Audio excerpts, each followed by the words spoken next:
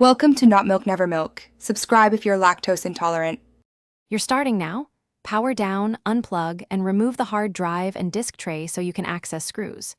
Use Torx T8 and T10 plus a flat pry tool to separate clips. This protects plastic tabs. Once done, flip the unit and read the rear serial/model sticker and case color. These give initial clues.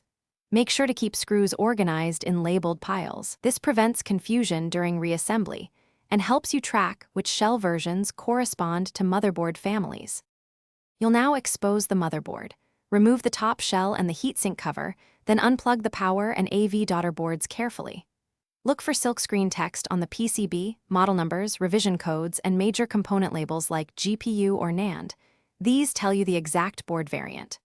Once done, note connector count and positions, 3-pin power headers, SATA or IDE traces, and the NAND chip placement. These physical clues explain why some boards support different R-row defixes or firmware methods. You finish by matching the PCB code and visible component layout to known board families like Jasper, Trinity, Falcon, or FAT.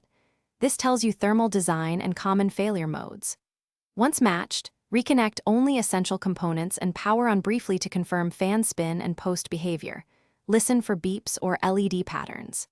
If it fails, make sure to recheck power rails with a meter, receipt connectors, and inspect for cracked solder joints. These troubleshooting steps solve most non-boot issues quickly.